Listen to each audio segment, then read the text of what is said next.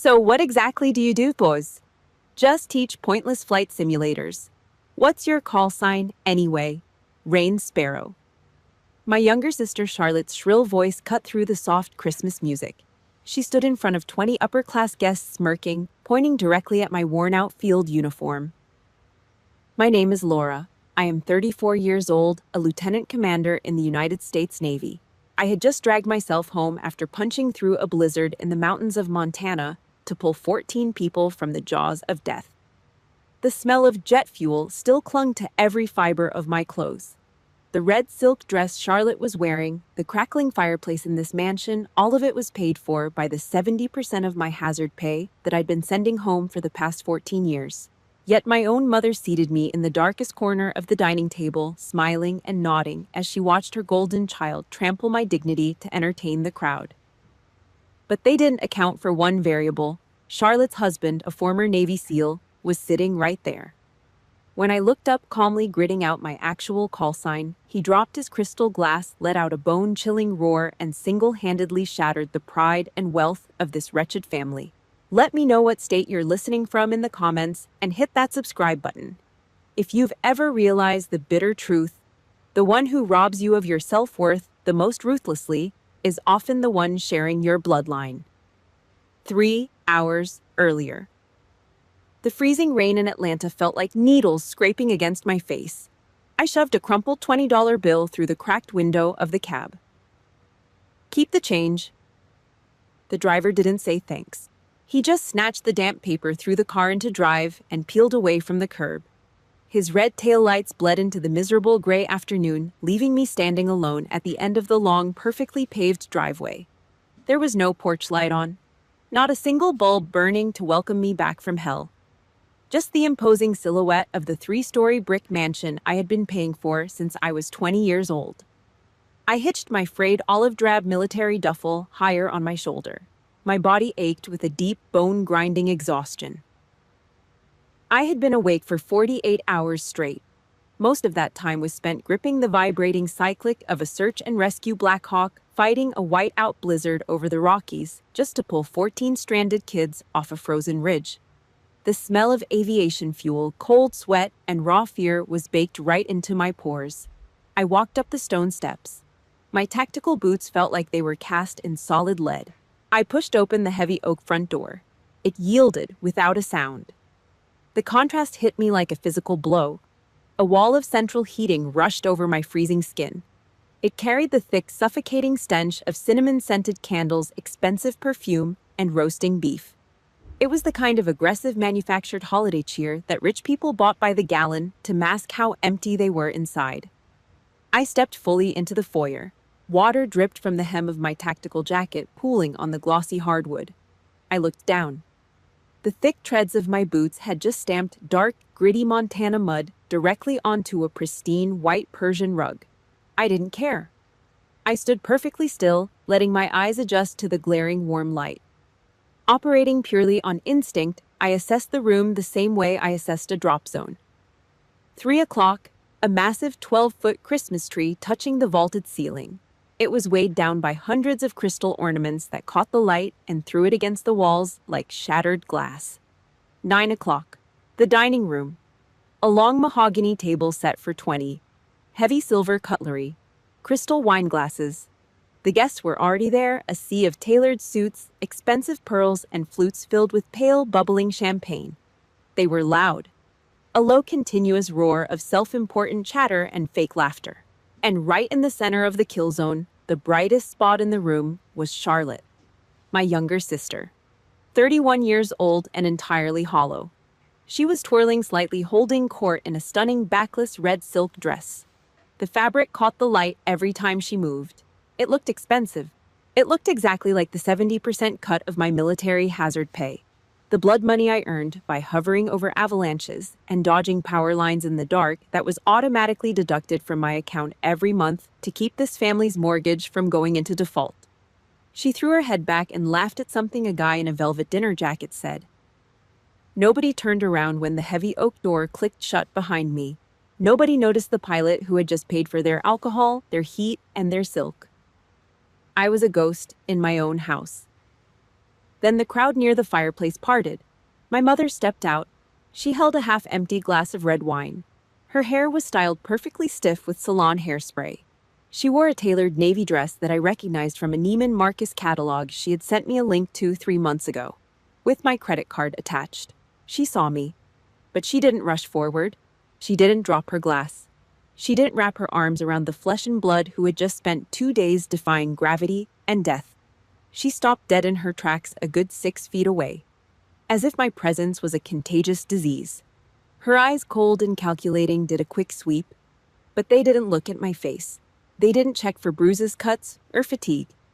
Her gaze dropped straight from my soaked, stained military duffel bag down to the floor. She stared at the clumps of wet mud I'd tracked onto her white rug. Her jaw tightened, just a fraction. A microscopic flinch of pure, unadulterated annoyance. "Laura," she said. Her voice was flat, dry, stripped of any human warmth. It wasn't the voice of a mother seeing her child alive. It was the tone of an irritated homeowner finding a blue-collar plumber standing in her foyer, tracking dirt into her clean house, arriving 2 hours late for a job. "You're back." A statement, not a question, not a greeting. I looked right back at her. I didn't blink. I didn't offer a single apology for the mud. The silence stretched between us, thick, ugly, and vibrating with 14 years of one-sided sacrifice. Weaponized ignoring. It was her specialty. She could look right through you and make you feel like you didn't even have a right to breathe her air. "Yeah," I said, my voice low, gravelly from lack of sleep. "I'm back." She offered a tight, closed-mouth smile, a polite dismissal. Then she turned her back on me and walked right back into the swarm of her rich, laughing guests. Message received.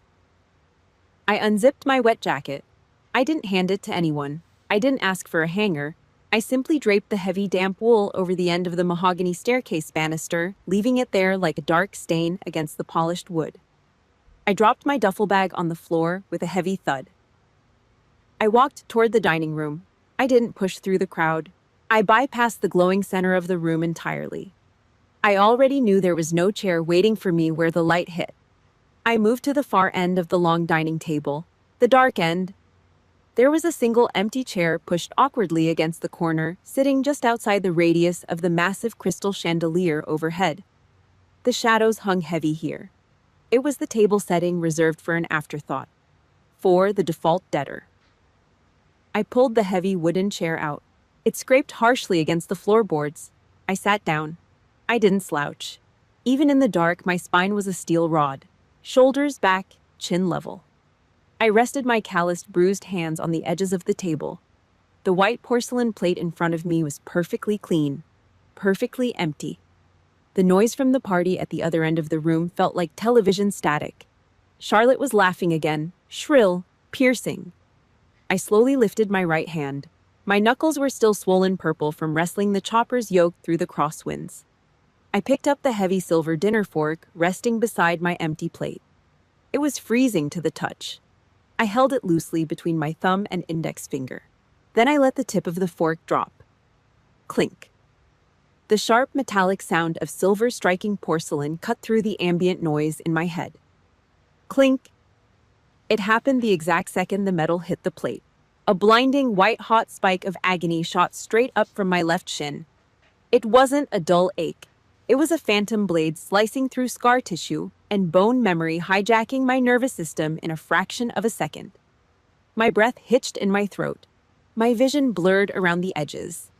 The sound of the fork hadn't just hit the plate. It had pulled the pin on a 12-year-old memory. A memory of shattered bone, freezing mud, and a dial tone that hurt worse than the fracture itself. The metallic clink did not just echo in the quiet shadows of the dining room. It bypassed my ears, entirely traveled straight down my spine, and buried itself deep into the nerve endings of my left leg. 12 years vanished in a single ragged breath. I was 22 years old again, deep in the jagged terrain of the Cascade Mountains. Seer School. Survival, evasion, resistance, and escape. We were 72 hours into a simulated evasion drill behind enemy lines. I had no sleep, half a canteen of water, and muscles trembling from total glucose depletion. The freezing rain was turning into sleet, coating the steep granite cliff face in a thin, invisible layer of black ice. My fingers were entirely numb as I gripped the wet rope trying to find a solid foothold. A slip, a missed anchor point, just 2 inches of miscalculation. Gravity took over. I fell 10 feet. Free fall. I hit the jagged rock ledge below. I heard the snap a fraction of a second before I felt it. A sickening wet crunch that echoed over the howling mountain wind. My left tibia snapped completely in half. The violent force of the impact pushed the jagged white tip of the bone straight through muscle skin and the thick olive-drab fabric of my tactical pants. The pain did not hit immediately. First came the cold shock. Then the adrenaline wore off. Suddenly it felt like someone was pouring boiling battery acid directly onto my exposed, shredded nerve endings. I could not scream. My lungs completely forgot how to pull in air. I just looked down at the dark, thick arterial blood pulsing rapidly, pooling on the gray stone. 2 hours later, I was flat on my back on a freezing steel gurney inside a forward operating medical tent. The air was suffocating. It smelled like raw metallic copper from my own blood mixed with the sharp chemical burn of industrial rubbing alcohol.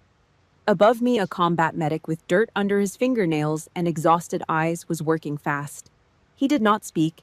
He just clamped a heavy nylon tourniquet high on my thigh. The pressure was a dull, crushing vice. He reached for his heavy metal trauma shears and began slicing through my ruined uniform, peeling the soaked fabric away from the mangled meat of my leg. My teeth were grinding together so hard I tasted chalk. My hands were shaking uncontrollably from clinical shock. I just wanted to hear my mother's voice. I was a soldier, but right then, bleeding out on a cold steel table, I was just a 22-year-old kid who desperately needed to believe her family gave a damn. I reached into my unzipped chest pocket with fingers caked in dried mud and dried blood. I pulled out my cheap, heavy cell phone. I dialed home. 1 ring, 2 rings, 3, 4, 5. Finally, the line clicked open. There was no worried greeting, no sudden panic. No, Laura, is everything okay? Instead, a blast of heavy bass and generic pop music assaulted my ear. I heard the distinct clinking of ice against crystal glasses, the overlapping, obnoxious chatter of a dozen wealthy voices. A party. What is it, Laura? My mother's voice cut through the background noise. It was not laced with concern. It dripped with raw, unfiltered irritation. I was an inconvenience. Mom! I gasped out. Every word tasted like copper.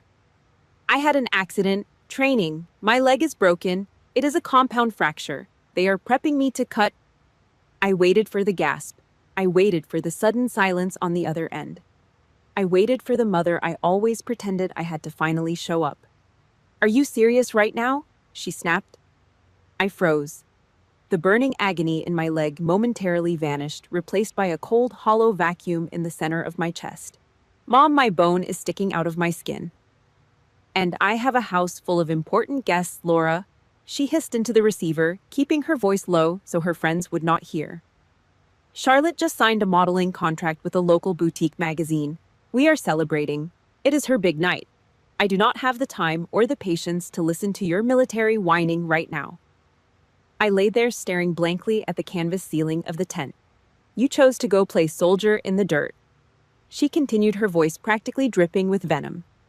Charlotte is building a real future. Do not call here and ruin your sister's spotlight just because you tripped and scraped your knee. Put some ice on it and call back next week. Click. The call dropped.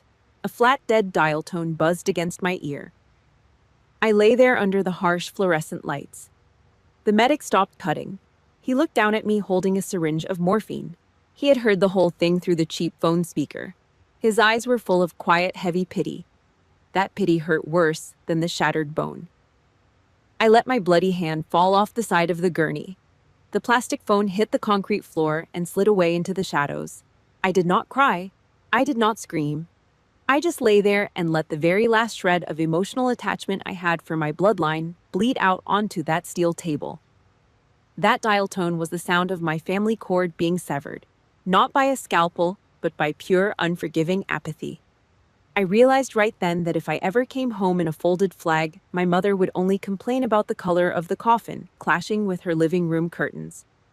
If you are listening to this right now, I need you to do something for me. I need to know I am not the only one who has survived this kind of betrayal. Drop a comment below with the word survivor. If your family ever made you feel completely worthless when you needed them the most, hit that like button and make sure you subscribe to the channel. We need to stand together. The dial tone in my memory buzzed louder. It stretched across 12 years of empty holidays and unanswered letters. Beep! Then the sound morphed. The low electronic hums shifted in pitch, turning sharp and metallic. Clink, clink, clink. I blinked. The harsh fluorescent lights of the medical tent instantly dissolved. The heavy cinnamon-scented air of the dining room rushed back into my lungs. I was sitting at the dark end of the mahogany table. The silver fork was resting exactly where I dropped it on the white porcelain plate. The sound was coming from the center of the room. Charlotte was standing up in her backless red silk dress. She was holding a heavy crystal champagne flute in one hand, tapping it rhythmically with a silver spoon. Clink, clink, clink. The loud, obnoxious chatter of the wealthy guests quickly died down.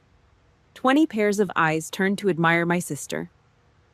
The golden child smiled, adjusting her perfect hair. She was ready to speak. I stared at her from the darkness. My breathing was perfectly even. I forced my heart rate to drop, beating at a slow, steady 60 beats per minute. The frightened kid on the gurney was dead. The soldier in the shadows was wide awake. Charlotte had the room exactly where she wanted it. She held the crystal champagne flute by the stem, her pinky finger slightly raised. She tilted her head at a perfect 45-degree angle. It was a highly calculated pose. I had seen Marine snipers put less thought into their firing positions. 20 guests stopped eating. They put down their heavy silver forks and turned their faces toward the warm, glowing light of the chandelier. Across the table from her, Ethan sat like a stone statue. He was Charlotte's husband, a former Navy SEAL.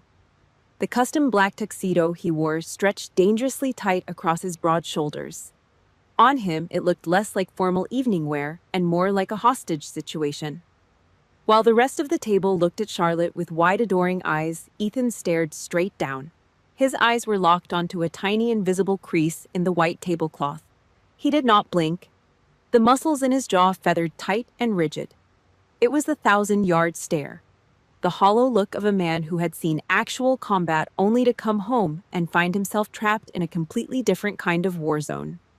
A war zone made of imported silk, pathological lies, and maxed-out credit cards. I recognized that stare immediately. I respected it.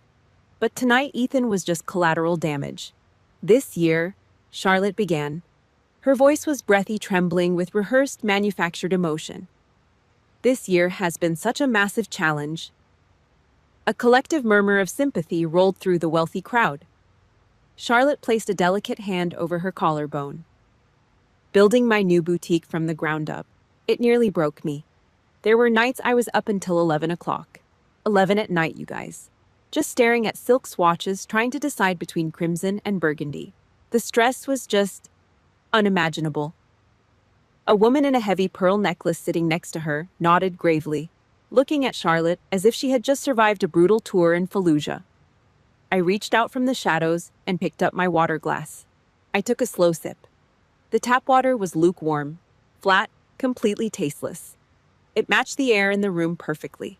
I let the cold water slide down my throat, trying to wash away the harsh, metallic taste of adrenaline that was still lingering on the back of my tongue. 11 o'clock at night.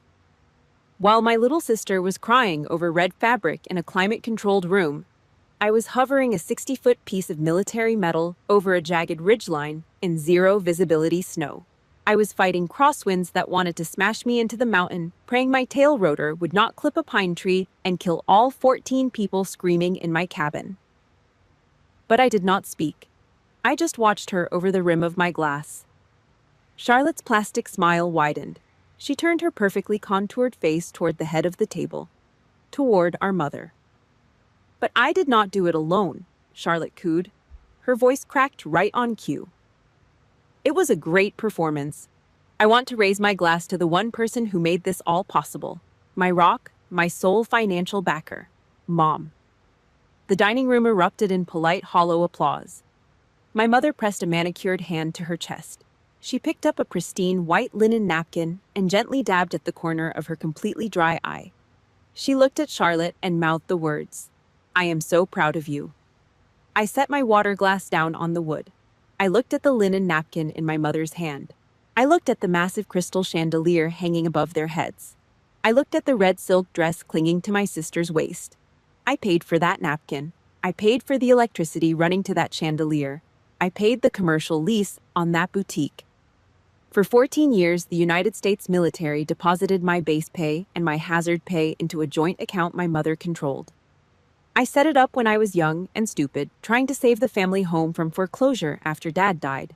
14 years of missing holidays. 14 years of sleeping on freezing concrete floors. 14 years of writing letters I hoped would never have to be mailed to my next of kin. I bought the roof over their heads with my blood. And they were standing directly under it, completely erasing my existence to my face. The urge to stand up and flip the heavy mahogany table was there. It was a hot, violent spark firing in the back of my brain. My hands twitched. I killed the spark instantly. A soldier never interrupts the enemy when they are busy exposing their flank. If you want to destroy a fortified structure, you do not punch the outer walls. You wait until they bring everyone inside, lock the doors, and then you pull the main load-bearing pillar. I reached down and picked up my own napkin. I folded it in half, then in quarters. I made a perfect, crisp square. I flattened the edges with my thumb. Military precision. The repetitive action kept my hands from shaking. It kept the cold anger locked safely in the freezer. The applause finally died down. Charlotte took a delicate sip of her champagne and sat back down, glowing under the validation of strangers. The waitstaff moved in. They were silent, wearing white gloves, carrying heavy silver trays. The rich smell of roasted meat and butter-soaked pastry filled the room as thick cuts of beef Wellington were placed in front of the guests. Nobody brought a plate to the dark end of the table. I was not factored into the catering headcount. The clinking of expensive silverware resumed. The conversation shifted. Charlotte had taken her moment in the spotlight. The parasites needed a new topic to chew on with their expensive beef. 2 seats down from Charlotte, a man cleared his throat. He had the slicked-back hair of a hedge fund manager and a thick gold Rolex that cost more than an armored Humvee. He wiped grease from his mouth with the back of his hand and leaned forward, eager to command the room. "Speaking of surviving tough situations," the banker said loudly, projecting his voice so the entire table could hear him over the music. "Did anyone happen to catch the national news broadcast last night?" The dining room went quiet again. Forks paused mid-air. "That massive avalanche up at Denali Pass?" He continued, pointing his expensive steak knife toward the ceiling for dramatic effect. "They were talking about that Navy rescue chopper."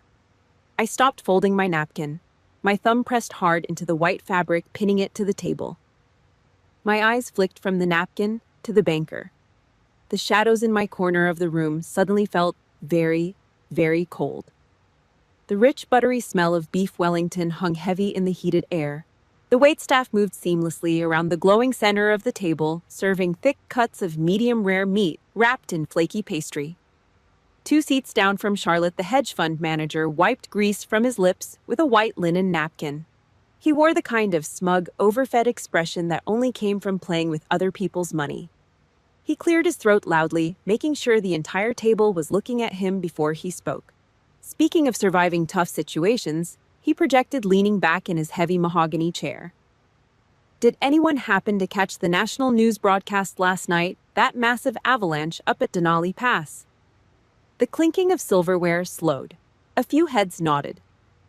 "Absolute madness," the banker continued, gesturing with his fork. 14 kids trapped on a school field trip. Ground crews couldn't reach them. Total whiteout conditions. Then some Navy pilot actually took a chopper straight into the center of the storm. Flew right into the teeth of it. A woman wearing a thick pearl necklace gasped, bringing a perfectly manicured hand to her chest. "Oh, I saw that on morning television. It was completely insane. They said the crosswinds were strong enough to snap the rotor blades in half." "Exactly," the banker agreed, nodding like an expert. The anchor called her, what was it? The night warden.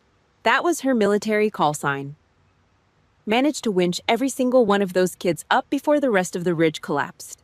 That is not just skill. That is steel nerves. A murmur of awe rippled down the table.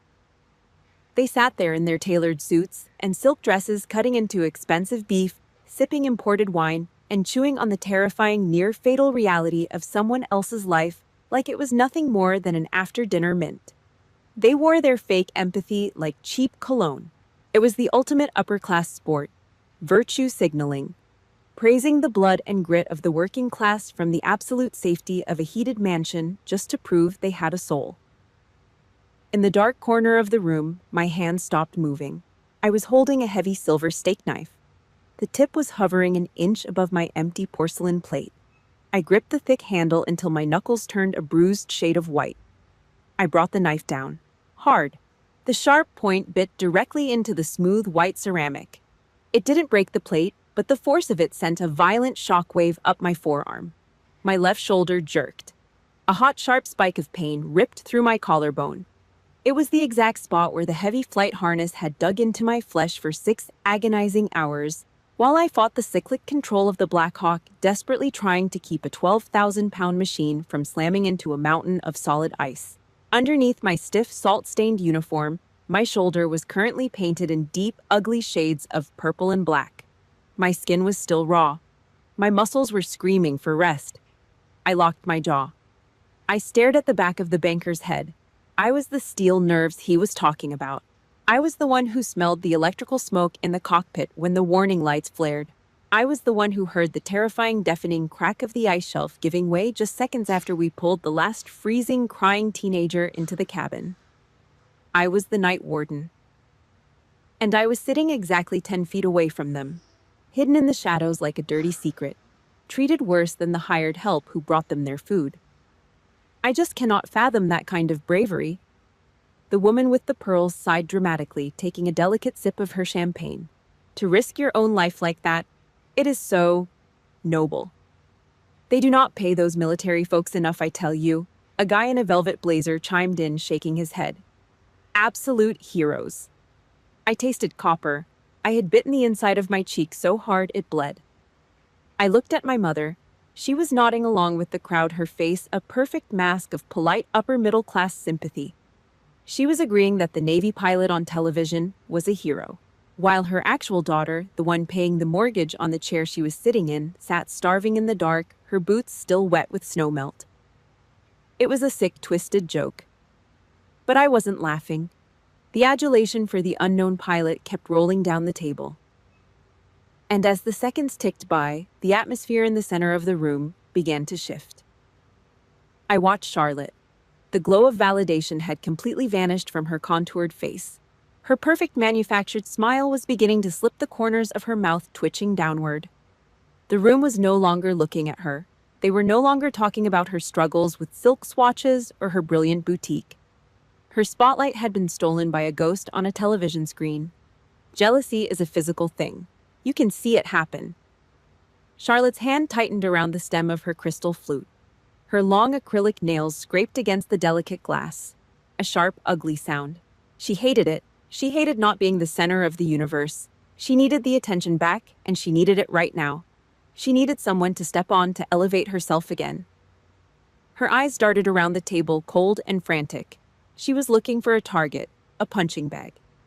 Then she looked past the chandelier, past the laughing guests, past the expensive beef. Her eyes cut through the shadows and locked directly onto me. She took in my damp, messy hair, the dark bags under my eyes, the olive drab tactical uniform that smelled like aviation fuel and old sweat, the heavy boots staining the floor. I saw the exact moment the malicious thought formed in her head. Her lips curled upward into a slow, venomous smirk. She ran her thumb over the edge of her champagne glass. Target acquired. Charlotte's manicured thumb stopped tracing the rim of her champagne flute. She picked up her silver spoon.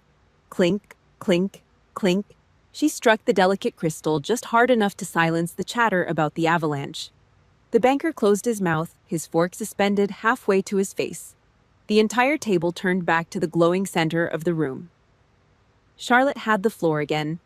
She offered the crowd a soft, self-deprecating sigh, tilting her head so the chandelier caught the expensive highlights in her hair. Speaking of dedication, Charlotte cooed, her voice dripping with artificial sweetness. She did not look at the banker. She turned her head slowly, dragging the attention of 20 wealthy guests all the way down to the darkest unlit corner of the mahogany table. Directly at me. It is funny how we all define the word differently, isn't it? She leaned forward, slightly resting her elbows on the table. The red silk of her dress pooled around her waist. Some of us build real businesses. We create jobs. We generate actual GDP for the economy. And then, she let the silence hang for a split second, allowing her eyes to rake over my olive drab tactical jacket hanging on the banister, the mud on my boots, the exhaustion carved into my face. And then there are people who just love throwing their youth away, hiding out in some remote, dreary military base, following dry, pointless orders only to come dragging home looking like a stray dog off the street. A few stifled snickers rippled through the guests. The woman with the pearl necklace hid a smile behind her napkin. I did not flinch. I did not shift my weight in the heavy wooden chair. I sat perfectly still, breathing in through my nose, out through my mouth. Slower, colder. I mean seriously, Laura, Charlotte said, dropping the sweet tone. She lifted her chin, staring down her nose at me. The venom was out in the open now. What exactly is it that you do out there in the dirt? Just teach a bunch of high school dropouts how to fly those pointless little video game simulators. You act so superior because you wear a uniform, but let's be honest. Wearing camouflage does not make you noble. It just means you could not cut it in the real corporate world. The table was dead quiet now. The kind of quiet that follows a public execution. They were rich, bored, and hungry for drama. They watched me, waiting to see if the stray dog would bark. I did not look at my sister. I looked past the red silk dress, past the crystal glasses and the expensive beef. I looked directly at my mother. She was sitting at the head of the table, bathed in the warm golden light of the chandelier. Her perfect makeup caught the glow. She had a front row seat to the slaughter. She saw me looking at her. For one brief, fragile second, our eyes met across the long expanse of polished wood. I waited. Just one word. One simple, "Charlotte, that is enough." One tiny fraction of maternal defense. That was all it would take to prove that the last 14 years of my blood, sweat, and hazard pay meant something. Anything. My mother held my gaze. She crossed her arms over her chest, and slowly, deliberately, she nodded. She was agreeing with Charlotte. She was validating every single vicious, humiliating word my sister had just spat at me. In her eyes, I was not the savior of this family's finances. I was not a highly trained aviator. I was exactly what Charlotte said. I was a blue-collar failure playing dress-up in the dirt. That nod was the sharpest blade I had ever felt.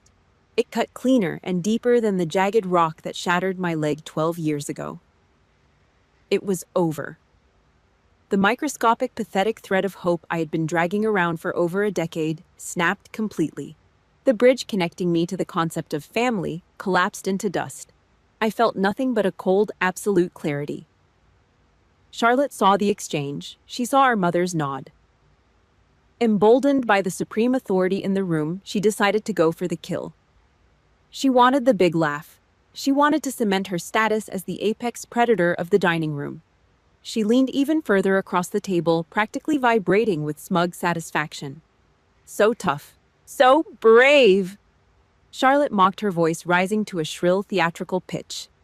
Tell us, Commander Laura, if you are such a badass out there in the wild, what is your big, scary call sign anyway? She paused, looking around at the wealthy guests to make sure they were ready for the punchline. What is it? Rain Sparrow. Charlotte threw her head back and laughed. It was a loud, braying sound that echoed off the vaulted ceiling. A few of the guests chuckled along with her, eager to stay on the good side of the boutique owner and her rich mother.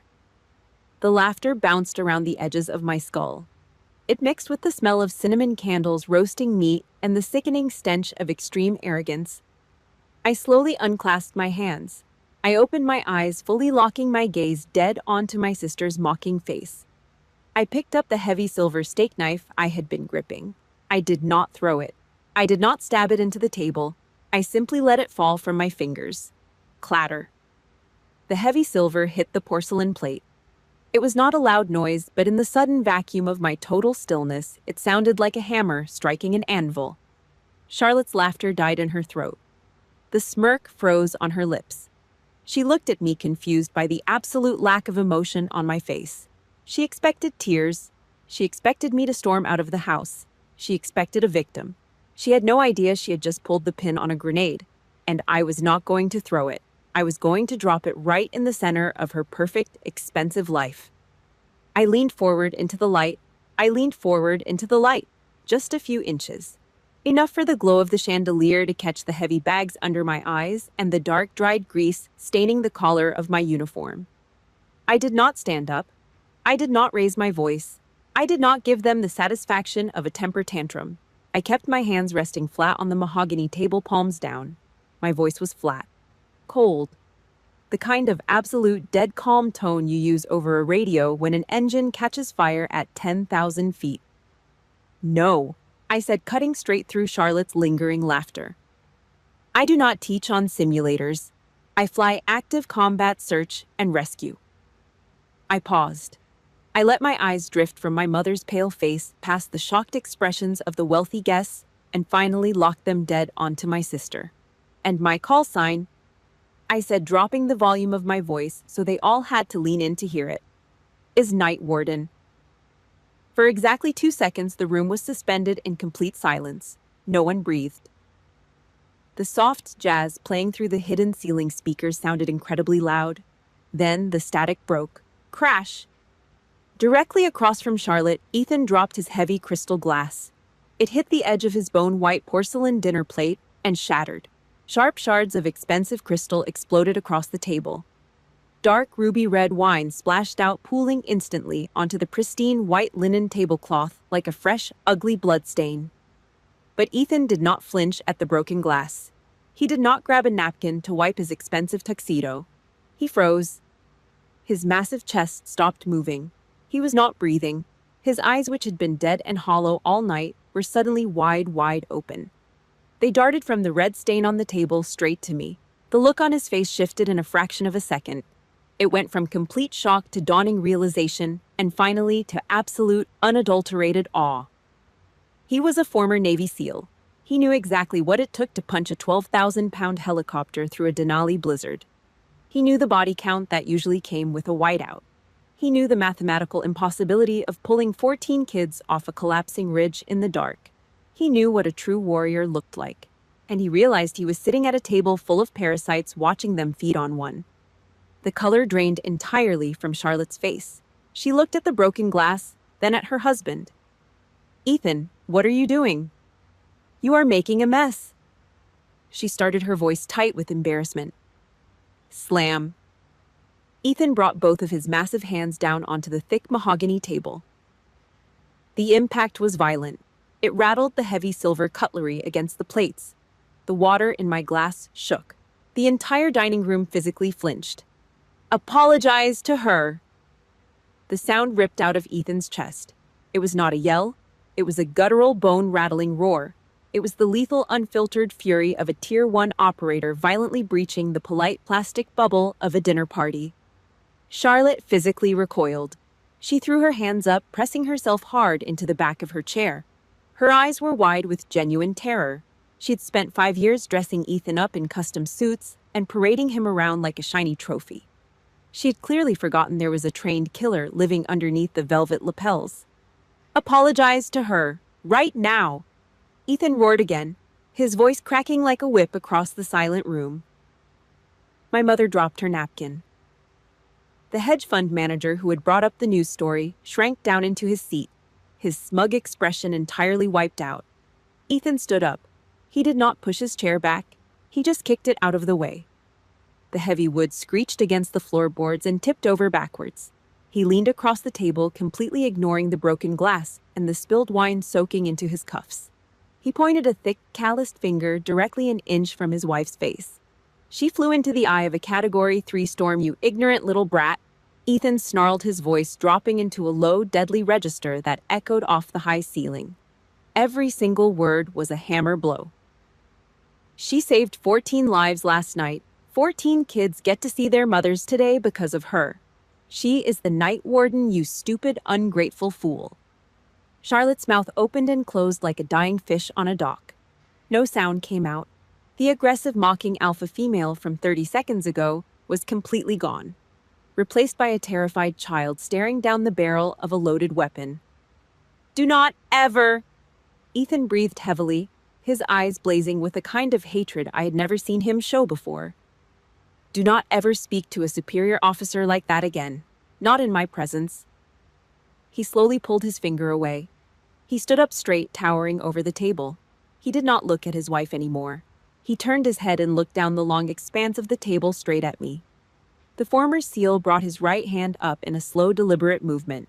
Not a salute. Just a subtle, sharp tap of his knuckles against his chest right over his heart. Respect. From one operator to another. I did not move. I just gave him a single, slow nod of acknowledgement. The entire dining room was paralyzed. The soft jazz was still playing, turning the scene into a bizarre, muted play. 20 wealthy, powerful people sat completely frozen, staring at the mud on my boots and the grease on my collar, suddenly realizing they had just publicly mocked the very person they were praising 5 minutes ago. The silence was deafening. It was the sweet, heavy silence of absolute victory.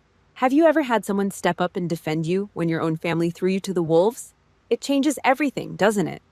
Drop a comment down below with the word justice if you have ever felt that kind of relief. Hit the like button to show some respect for the people who actually have your back, and subscribe so you do not miss what happens next. The air in the room was completely sucked dry. Charlotte was crying now, silent tears ruining her expensive makeup. My mother was gripping the edge of the table, her knuckles white, her mouth hanging open. But the execution was not over. At the far head of the table, sitting right next to my mother, the oldest man in the room began to move. Vice Admiral Walter. Retired. A 3-star flag officer and the primary venture capitalist funding Charlotte's entire boutique empire. He placed both hands on the heavy wooden handle of his cane. The joints in his fingers cracked loudly. Slowly, painfully, the Admiral pushed himself up from his chair. I did not look at Ethan. I did not look at my mother. I pushed my heavy wooden chair back. It scraped loudly against the floorboards. I stood up. My spine locked into place, shoulders squared, chin parallel to the floor. The exhaustion in my bones was completely gone, burned away by the cold, sterile focus of a combat aviator.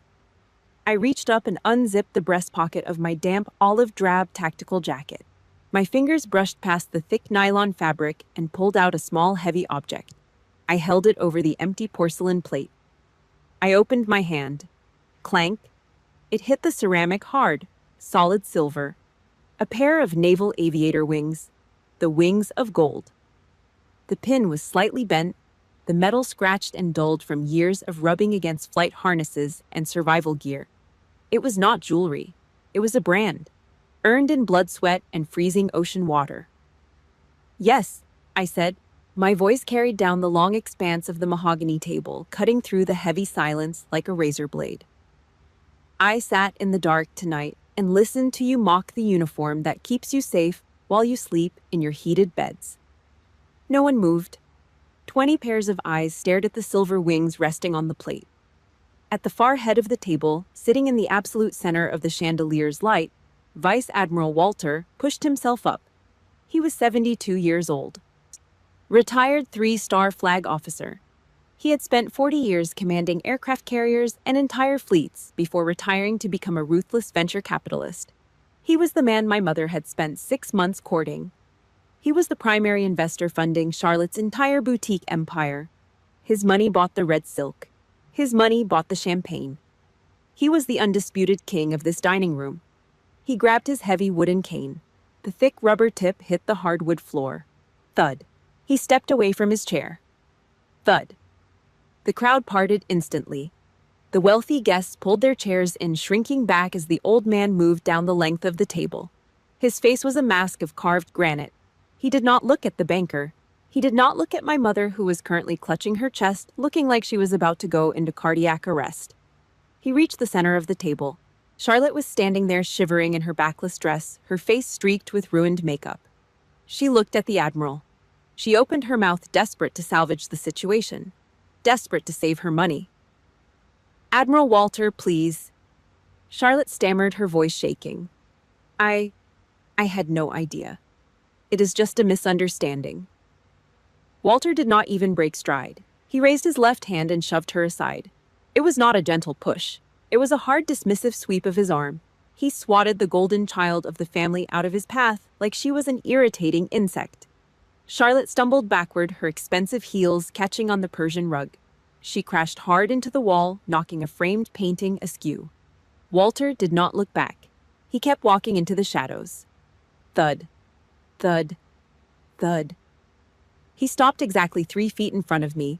Up close, I could see the deep lines carved into his face, the faint white scar running along his jawline from a piece of shrapnel in Vietnam. He was breathing heavily, his chest rising and falling beneath his tailored suit. He looked down at the scratched silver wings resting on the porcelain plate. Then he looked up at me. The old man let go of his wooden cane. It clattered loudly to the floor, rolling away into the darkness. He did not care. He forced his curved, aching spine to straighten. He pulled his shoulders back. He planted his feet together. Crack! His leather heels slammed together. The sound was sharp, precise. A reflex ingrained in his muscle memory for half a century.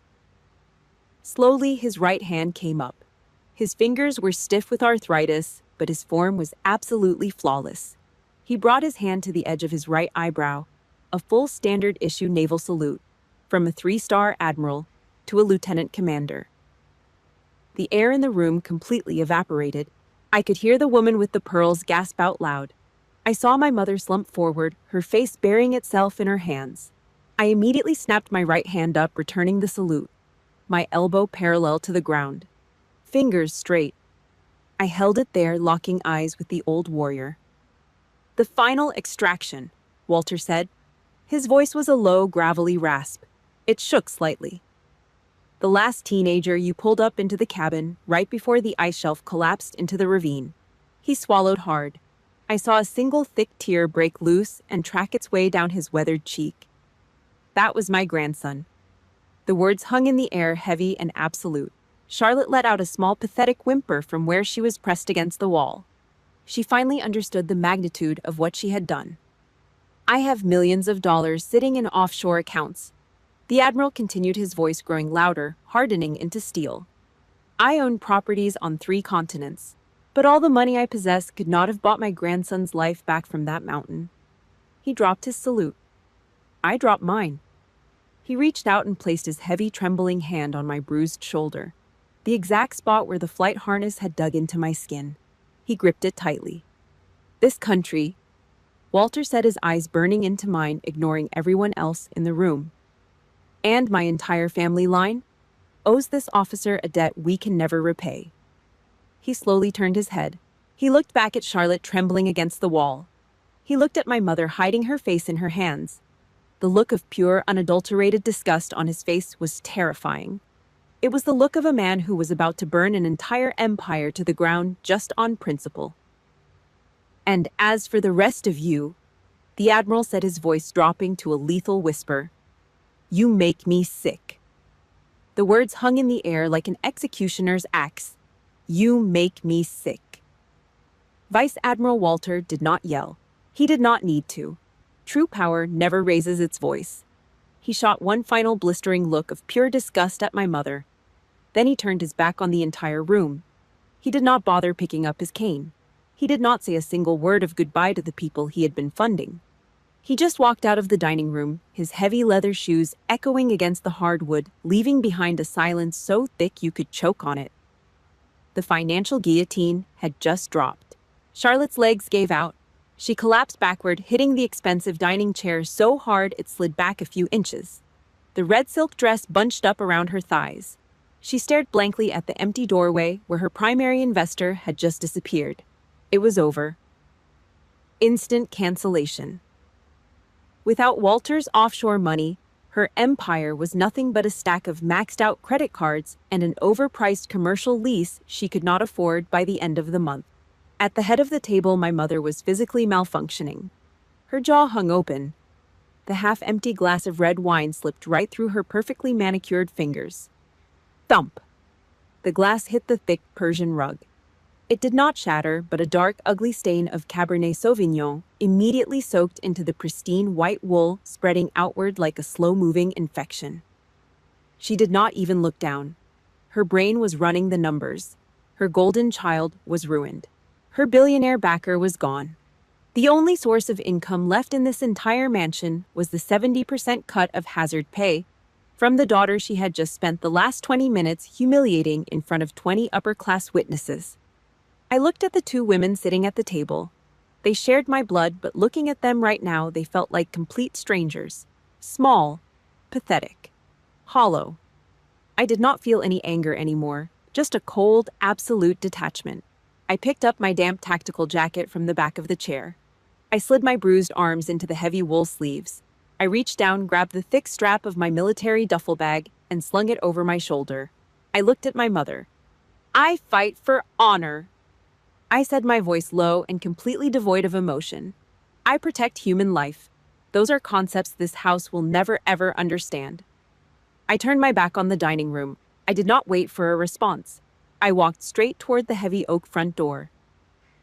"Laura, wait, stop." The frantic sound of expensive high heels clicking rapidly across the hardwood floor echoed behind me. I reached the door, I grabbed the brass handle, and pulled it open.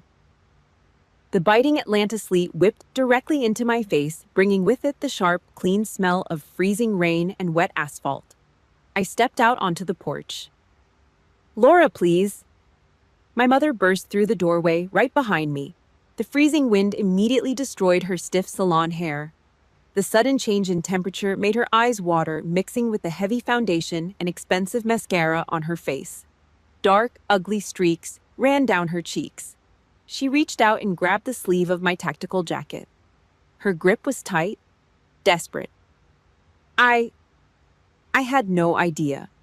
She stammered, her chest heaving. "I did not know the missions you were flying were so dangerous. I did not know you were risking your life like that. Laura, honey. Mom is so sorry."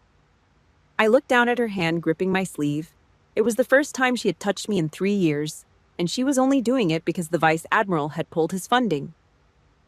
The apology smelled like pure, unadulterated financial panic. There was zero maternal warmth in her eyes, only the terrifying realization that her safety net was walking out the door into the freezing rain. I reached over with my right hand.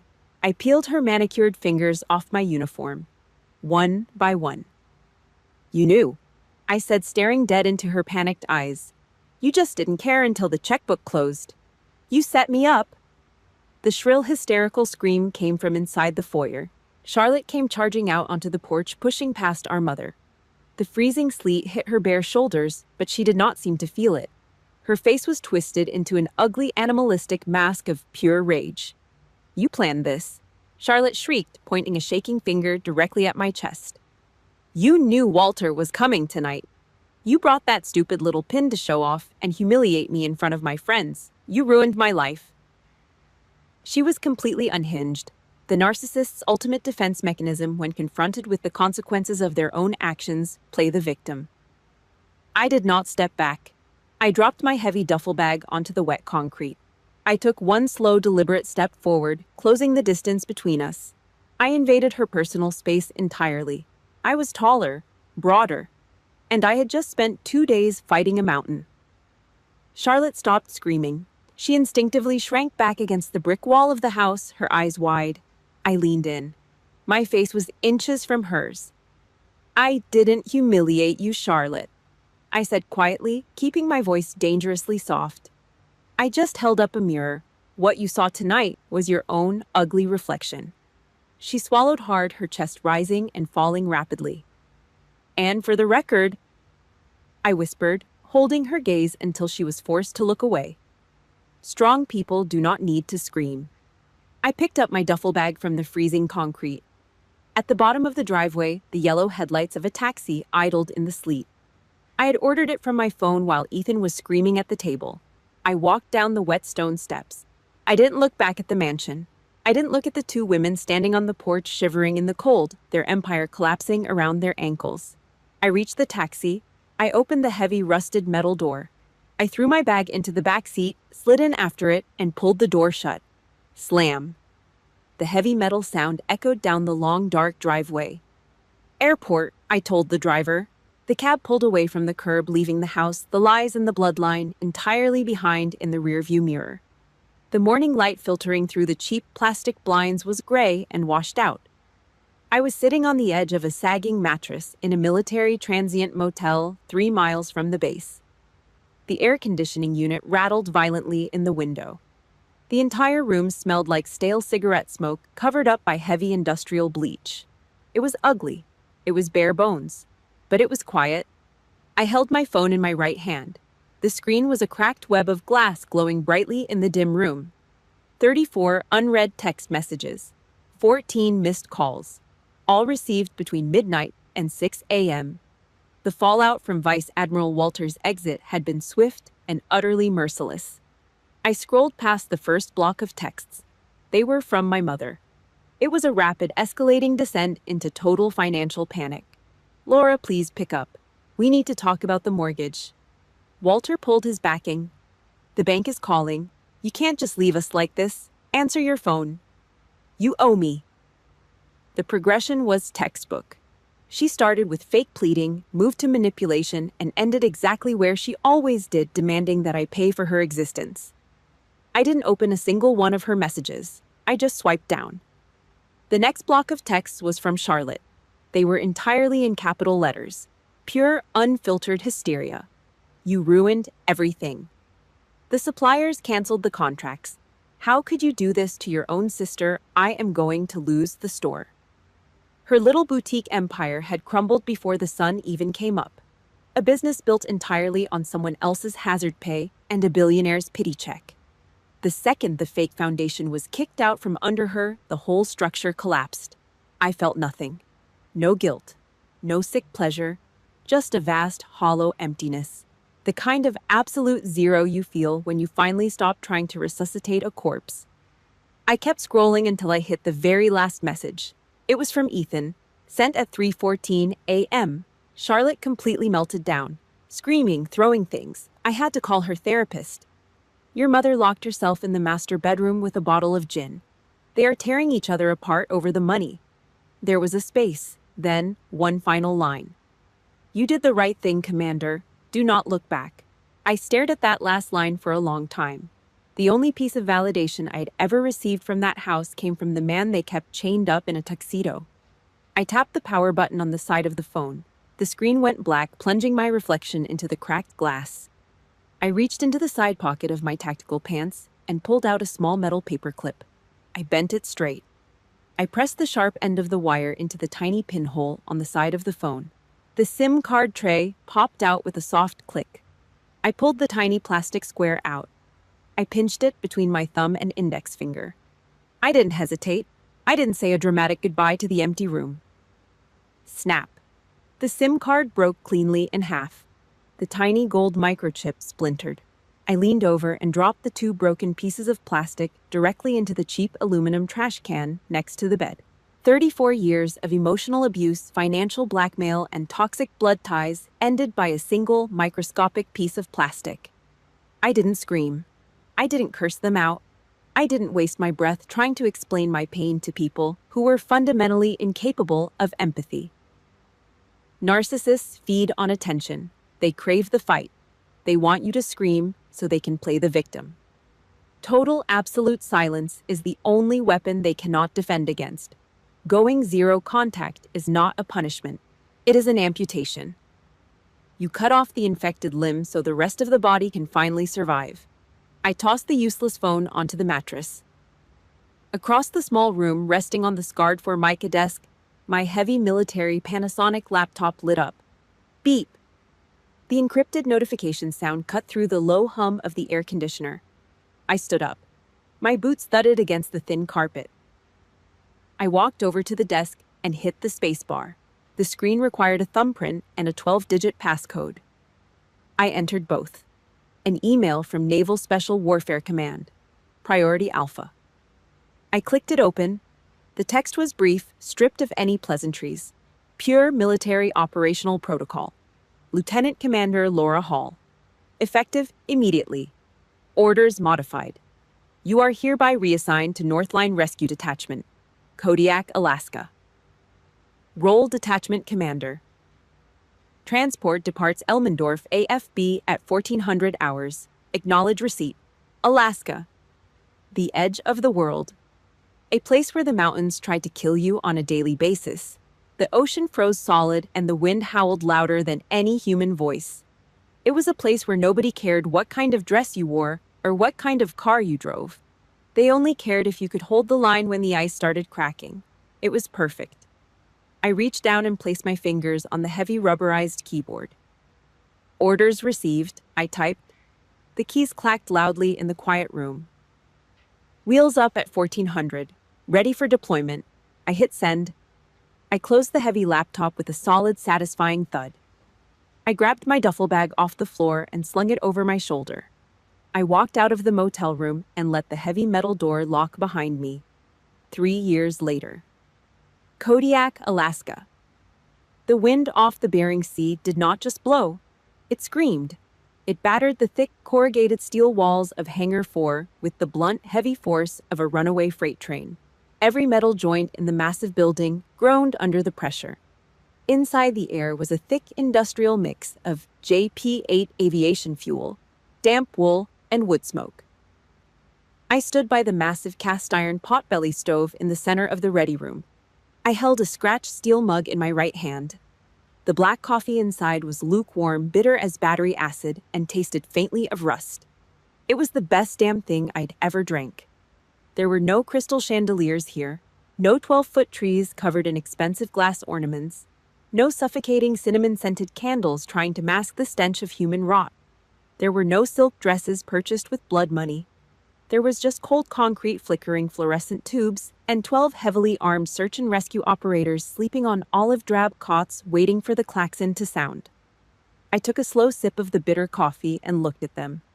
The guy snoring heavily on the cot closest to the door was Miller, a rescue swimmer from Detroit who dropped out of high school, got a GED, and now regularly jumped out of hovering helicopters into freezing 30-foot swells, just to pull strangers out of sinking commercial fishing boats. Next to him was Vasquez, a quiet, terrifyingly calm flight medic who could patch up a severed artery in complete darkness while the cabin pitched at 40 degrees. This was it. This was the actual definition of a bloodline. It was not the DNA you were randomly born into. It was not the people who demanded 70% of your paycheck just to allow you to sit in the dark, unlit corner of their mahogany dining table. Blood was the guy who checked your harness carabiner twice before you leaned out over a fatal drop.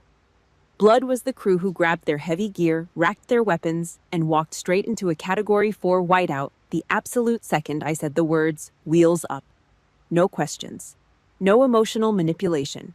No calculating what was in it for them. Just absolute, unbreakable, lethal loyalty. The heavy metal side door of the hangar suddenly slammed open. A blast of sub-zero air rushed into the warm room, carrying a flurry of sharp ice crystals that stung exposed skin. Airman First Class Jenkins stepped through fighting with both hands and his body weight to get the heavy steel door latched shut behind him. He was 19 years old. His cheeks were raw and bright red from the vicious wind chill. He was clutching a crumpled day-old national newspaper in his heavy winter gloves. "Commander!" Jenkins yelled over the howling wind outside. His heavy boots squeaked against the wet concrete as he jogged over to the stove. He shoved the newspaper toward me, grinning like an absolute idiot. "You have to see this. The mail plane just dropped the weeklies off. The lower 48 is losing their minds over that extraction we pulled on the glacier last week." I did not take the paper. I just looked down at it. It was the front page of a major national syndicate. There was a blurry, grainy photograph of our Black Hawk hovering violently over a jagged, collapsing ice shelf. Above the photo, printed in massive, bold black ink, was the headline, "The Blizzard Angel Unknown. Navy pilot saves mountaineering team." I stared at the word angel. 3 years ago, standing in a perfectly manicured foyer in Atlanta, I would have killed for this kind of validation. I would have cut out the article, framed it behind expensive glass, and mailed it to my mother. I would have used it as a desperate plea to prove that I was worth something. just to beg for a fraction of the pride she gave Charlotte for picking out fabric swatches. I reached out and took the newspaper from Jenkins. The cheap paper was cold and damp against my calloused fingers. I did not read the article. I did not care what the reporters wrote. Public validation was just another form of control. A leash held by strangers. I rolled the newspaper into a tight, dense cylinder. I reached out with my left hand, grabbed the heavy iron handle of the potbelly stove, and yanked the metal door open. The heat blasted my face dry and fierce. I tossed the rolled-up newspaper directly into the center of the roaring orange coals. The dry paper caught instantly. The edges curled, turned black, and flared into bright, violent yellow flames. The acrid smell of burning ink hit my nose. The headline burned away in less than 2 seconds. The word "angel" turned to gray ash, glowed red for a fraction of a second, and crumbled into the thermal draft. I slammed the iron door shut. Clang. I looked at the young airman. I gave him a slow, hard half-smile.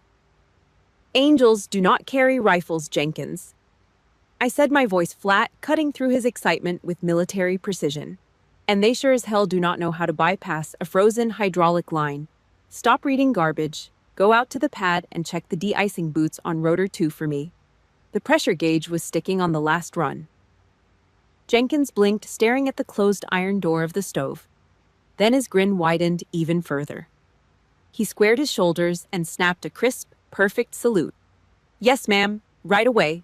He turned on his heel and jogged back out into the freezing, dimly lit hangar bay to do exactly what he was told. I turned back to the stove. I stood there alone, listening to the wood pop and crackle behind the thick iron door. The fire had completely consumed the vanity, the fake glory, the desperate, pathetic need to be seen by people who were determined to keep their eyes shut. You cannot save a ship that is rotting from the inside out. You cannot bail enough water to keep a toxic family afloat. You will just drown with them in the dark. You have to take the knife, cut the anchor line yourself, and let the dead weight sink to the bottom. I took a slow, deep breath of the freezing, fuel-scented air. My chest expanded. My spine was straight. My shoulders were light. There was no mortgage hanging over my neck. There was no phone ringing with endless selfish demands. Just the howling wind and the absolute silence of my own mind. This brutal, freezing, unforgiving sky. It belonged to me. If this story gave you the strength to cut your toxic anchors, hit like, drop a comment saying "free," and subscribe to the channel. Thank you for listening. See you in the next one.